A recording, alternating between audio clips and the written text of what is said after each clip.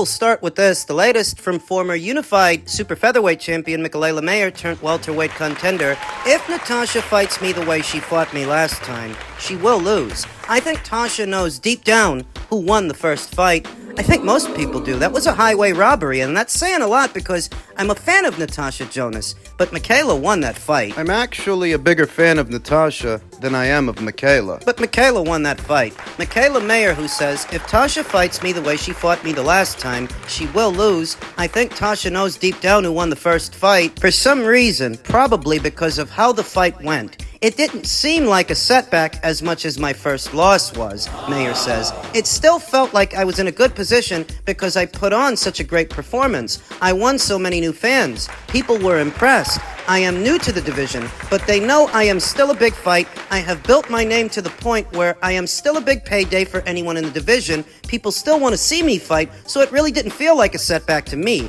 It's funny that even leading up to the fight with Tasha, I kept telling myself that I couldn't lose this fight. I've already lost one, and I can't lose another. I feel like that every time. It's not that I fear losing, it's just the position that I will be left in if I do lose. And let's be honest, Mikaela Mayer doesn't have the bad blood with Natasha Jonas that she had and still has with Alicia Baumgartner. Because it was her very first loss as a professional, and because of who she lost to, I think that loss hurt Mikaela a lot more than losing to Tasha, because we all know she didn't really lose to Tasha. Tasha got a gift. Mikaela said it would be different losing to Tasha back-to-back, but I still feel there would be big fights for me. The only thing that would suck is my stock would go down. All boxers think this win is everything, Mikaela Mayer told Fight Post. It's just the way the sport works. Everyone wants to keep that O. We have made an undefeated record, so important. But to me, at this stage of my career, and I think I am proving it, when you make the best fights possible, there is no loser at the end of the day. So even though I didn't get the decision, I am still right back in position. This is the type of example I wanted to set for boxing. This is how it should be. I'm not focused on winning belts anymore. I just want the biggest fights possible for the best money. That's the incentive. It's the same for Natasha. If Natasha is choosing to run it back with Mikaela Mayer instead of pursuing Ivana Habazin, this division's newly crowned WBC champion, it's because Jonas versus Mayer 2 has more of a profile than Jonas versus Habazin. Ivana Habazin, God bless her, a two-time welterweight champion, newly crowned, she still doesn't have the profile that Mikaela has in spite of having a belt. Thus, if Natasha Jonas is so choosing to run it back with Mikaela, you'll know why. It's a bigger fight. I am going to be so much better. I am going to do everything I can to solidify the win Mayer says of a possible rematch with Jonas.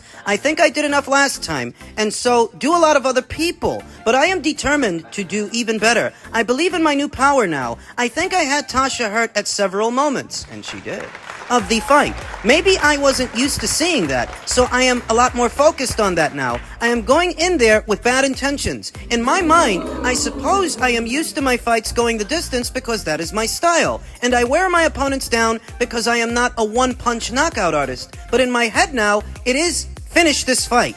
Don't let it go to the scorecards. It's a mentality I have had to kick into gear because I feel confident that I am feeling really strong because of all the muscle I have put on. I've never felt this strong before. I think it's going to be worse than the last time for Tasha, and it is true that Mikaela Mayer has really filled out, and she's wearing the weight well, if I do say so myself. It is going to all the right places. Back to boxing, Natasha has been stopped before. That was Mikaela Mayer's first fight as a welterweight. In the second fight, she'll be more used to carrying it and be more used to using it. Use it! My coach was telling me the other day that I have to go in there and take it from her. You can't let them do it to you again. It is in my mind. Don't let them take this from you. It may happen again, unless I do something different. People will say that I am 33. How can I get so much better? But they have to understand I didn't start boxing until I was 18. I am still developing. I am still getting better.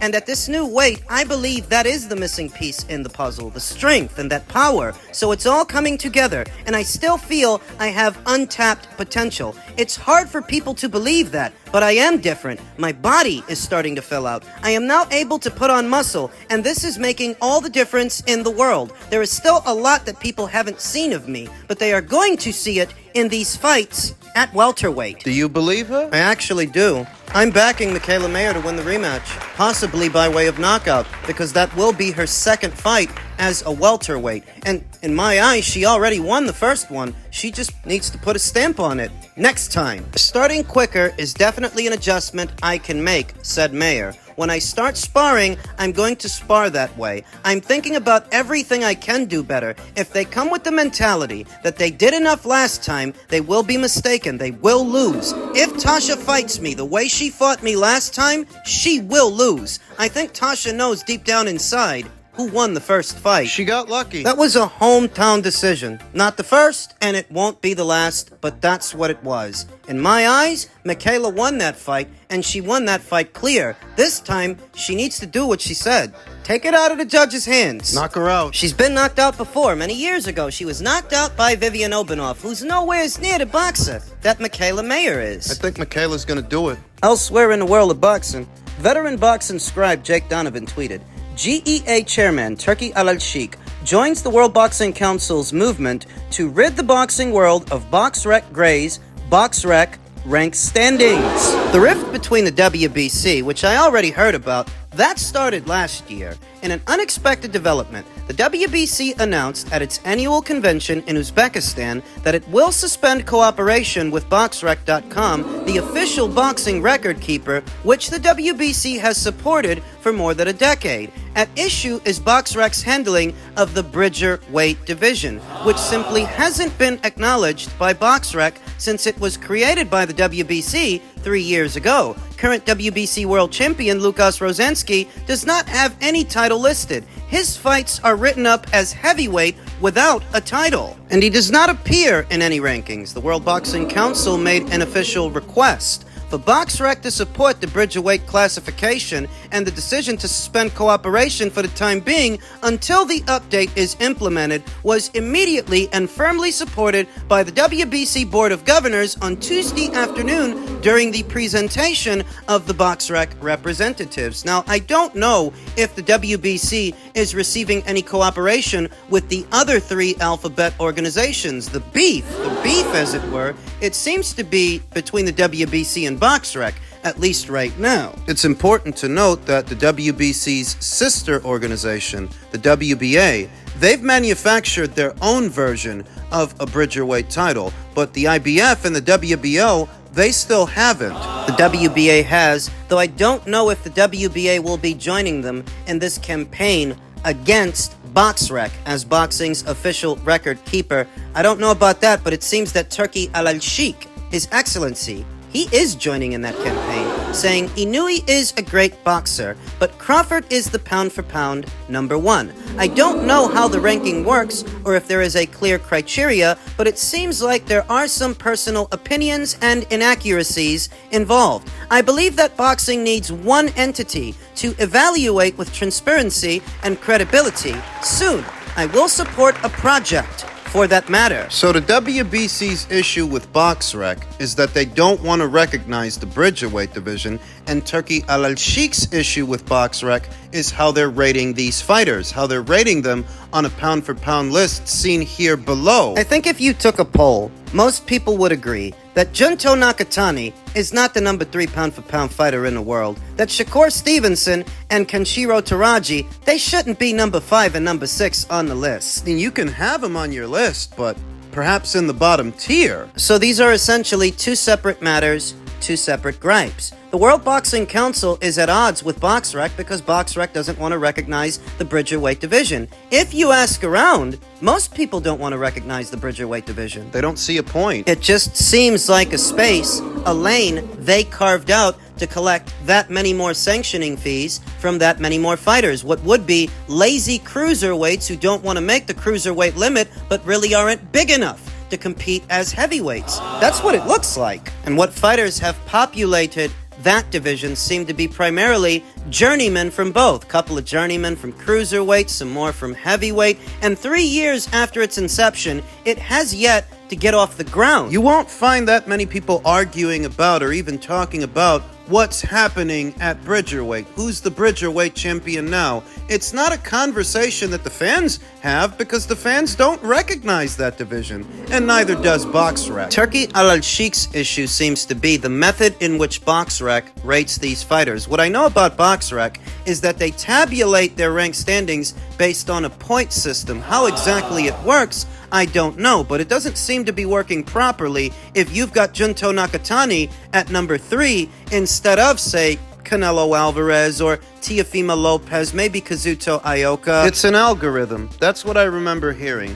BOXREC tabulates its rank standings based on an algorithm. But Turki Alalshikh does not agree with it, and he asserts that Terence Crawford should be pound for pound number 1 and not Naoya Inoue. Do you agree with that? Well, the Ring IQ pound for pound list works a lot differently than everybody else's, than BOXREC's or Ring Magazine's or ESPN's. Inoue's number 1 on mine, not Terence Crawford. Granted that they're both 2-time undisputed champions, but Inoue's been a champion at 4 weights. Terence has only been a champion in 3. Inoue's beaten 7 world champions, technically 8. 8 if you count Nonito Donaire 2 times, but we'll round it down. We'll round it down to 7. Inoue's beaten 7 world champions and taken world titles from them, where Crawford has only beat 5 world champions and taken world titles from them. Inoue has defended the undisputed crown at least once, where Terence has never defended undisputed at any weight where he became undisputed. Title defenses matter. They've always mattered. They've always been a part of a boxer's legacy, and Inoue has defended the undisputed crown once to Terence Crawford's none. Frankly, Inoue's a more active fighter than Terence Crawford, noticeably more active. You will remember that Terence Crawford's last fight was in July. That was the Spence fight, close to a year ago. You will remember that Inoue fought Stephen Fulton that same week. In July. He's fought 2 more times since then. He fought Marlon Tapales later on in the year for undisputed at super bantamweight, and he was in action earlier today. He's fought 2 times since then. He's more active, and activity matters. Now you can start talking to me about the woulda, coulda, shoulda, the politics, and what has been holding Terence Crawford back, but ultimately, I can only rate these fighters for the fights that they have, the titles that they win, the titles they defend and unify. Who they beat. But I can't rate a guy based on speculation and woulda, coulda, shoulda, if this, maybe that. No. If you leave the door open for speculation, it's open to everybody and any harebrained idea somebody comes up with. No, ultimately, I can only rate a fighter for the fights that they have. What I see, Inoue's been a champion at more weights than Terence, beaten more champions and taken more titles from them than Terence, defended the undisputed crown more times than Terence, and he's a more active fighter than Terence. Based on that, he's number 1. At least on my list. You can rate him however you want on yours. Not that I'm accustomed to putting Terence under a magnifying glass like this or being on this side of the argument, because I'm a fan of Terence Crawford. I've been a fan of Terence Crawford for many, many years. And as far as I'm concerned, he has an avenue of opportunity to reclaim that number 1 spot on the Ring IQ pound for pound list. Per a tweet from Michael Benson, Canelo Alvarez versus Terence Crawford is being potentially eyed for either December or January by His Excellency Turki Alalshikh. I'm working to deliver Canelo, but it will be a big fight for Crawford. I'll discuss the names with him. Think about it. Terence takes care of business in August. That's 6 world champions. If he fights Canelo and he beats him, that's 7 world champions. But that would make Terence a 5-division world champion, 3-time undisputed. In that situation, yes, he would definitely be number 1 on this list. But it's not all riding on a Canelo Alvarez fight and making that fight happen. If he beats Madrimov, that's 6 world champions. If he moves on from that and fights Bakram Murtazaliev, that makes 7. Bakram Murtazaliev, newly crowned IBF junior middleweight champion. If Terence beats Madrimov and then he beats him, or Fundora, or all 3, he's back at number 1. He's back at number 1 easily. I don't know what so many people are arguing about when a pound-for-pound list is a marathon, not a sprint. It's gonna change. Some guys are gonna move up, some guys are gonna move down, but for the time being, Inoue's number 1 because these are all postulations, things that could happen. We have to see these fights through and how Terence makes out. Whereas here and now, currently, Inoue has been a champion at more weights than he has. He has taken more belts from more champions than he has. He's defended the undisputed crown at least one more time than he has, and he's more active. So give the man his credit. I wouldn't deprive either of it. But that's what a lot of you seem to want me to do for no other reason than you identify with one fighter more than the other, and you try to hide it. You try to disguise it as to misrepresent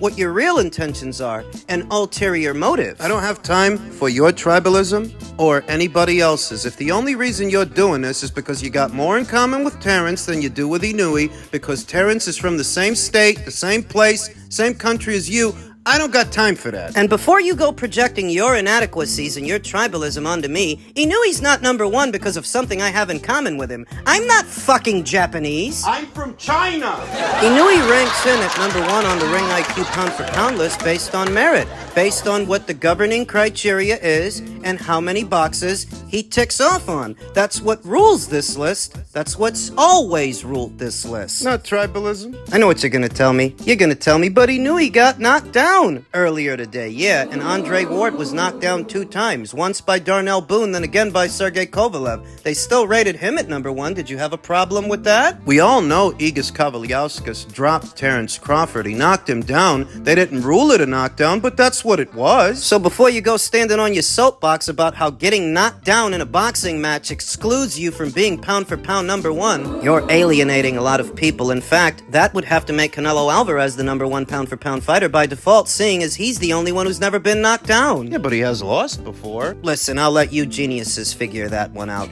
As far as the Ring IQ pound for pound list, at least for now, Inoue's number one. If Terence Crawford wants to usurp him and add more to his legacy, more power to him. I'll enjoy the ride. You should too, instead of looking for people to argue with. If His Excellency Turki Alalshikh makes a Crawford versus Canelo fight and Crawford wins, of course he's number one. 5-division champion, 3-time undisputed. Of course he's number one. If that happens, but before it does, Turki Alalshikh's got to make the fight, and then Terence, he has to win the fight. Does he win the fight? I don't know that any more than you do. But I'll have a hell of a time finding out, and so will you.